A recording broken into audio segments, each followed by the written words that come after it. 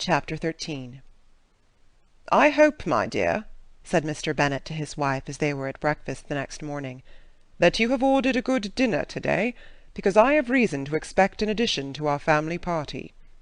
"What do you mean, my dear?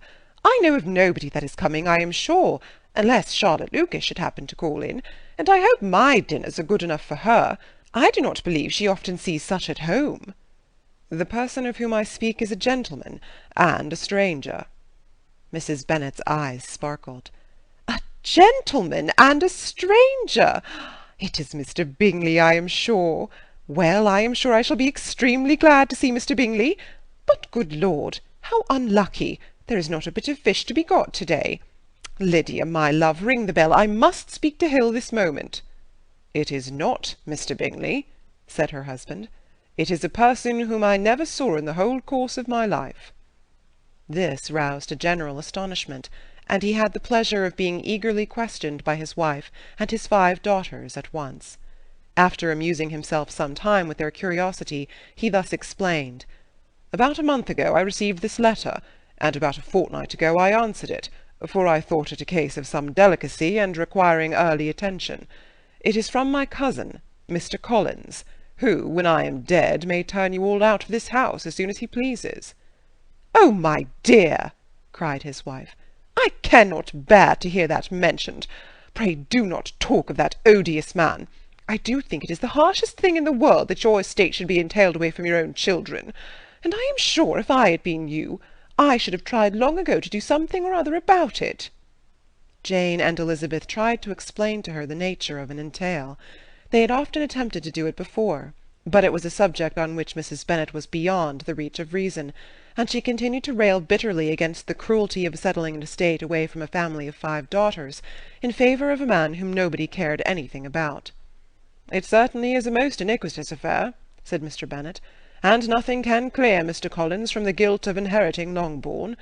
But if you will listen to his letter, you may perhaps be a little softened by his manner of expressing himself." "No, that I am sure I shall not. And I think it is very impertinent of him to write to you at all, and very hypocritical. I hate such false friends. Why could he not keep on quarrelling with you, as his father did before him?" "Why, indeed, he does seem to have had some filial scruples on that head, as you will hear." "Hunsford, near Westerham, Kent, 15th October.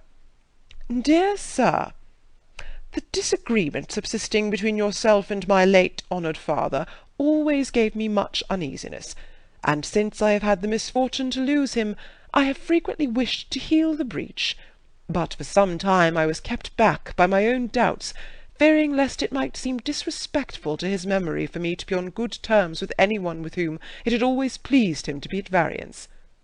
There, Mrs. Bennet.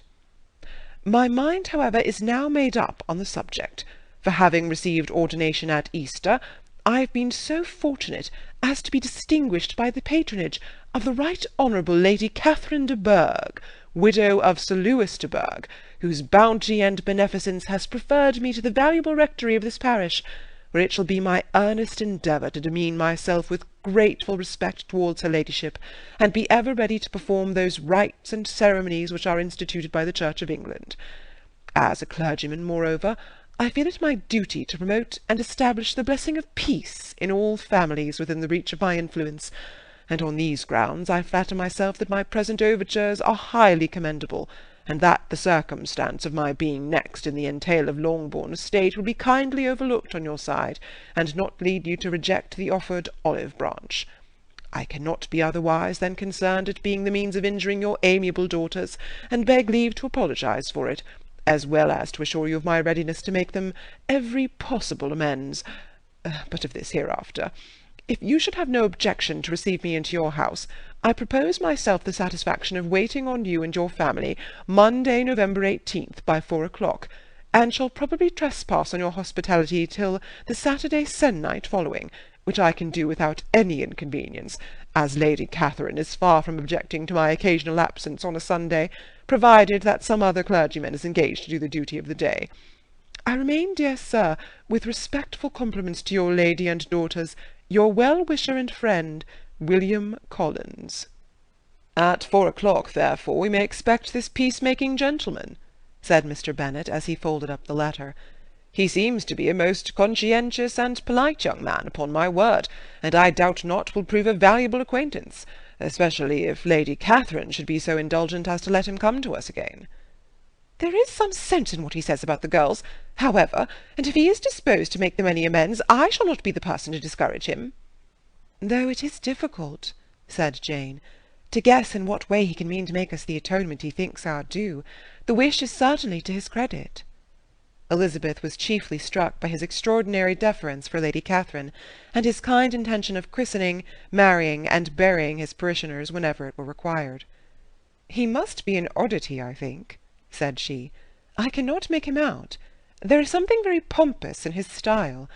And what can he mean by apologizing for being next in the entail? We cannot suppose he would help it if he could. Could he be a sensible man, sir?" "No, my dear, I think not.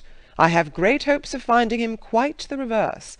There is a mixture of servility and self-importance in his letter which promises well. I am impatient to see him." "In point of composition," said Mary, "the letter does not seem defective. The idea of the olive branch, perhaps, is not wholly new, yet I think it is well expressed." To Catherine and Lydia, neither the letter nor its writer were in any degree interesting. It was next to impossible that their cousin should come in a scarlet coat, and it was now some weeks since they had received pleasure from the society of a man in any other colour. As for their mother, Mr. Collins's letter had done away much of her ill will, and she was preparing to see him with a degree of composure which astonished her husband and daughters. Mr. Collins was punctual to his time, and was received with great politeness by the whole family. Mr. Bennet, indeed, said little, but the ladies were ready enough to talk, and Mr. Collins seemed neither in need of encouragement nor inclined to be silent himself. He was a tall, heavy-looking young man of 25. His air was grave and stately, and his manners were very formal. He had not been long seated before he complimented Mrs. Bennet on having so fine a family of daughters, said he had heard much of their beauty, but that in this instance fame had fallen short of the truth, and added that he did not doubt her seeing them all in due time disposed of in marriage. This gallantry was not much to the taste of some of his hearers, but Mrs. Bennet, who quarrelled with no compliments, answered most readily.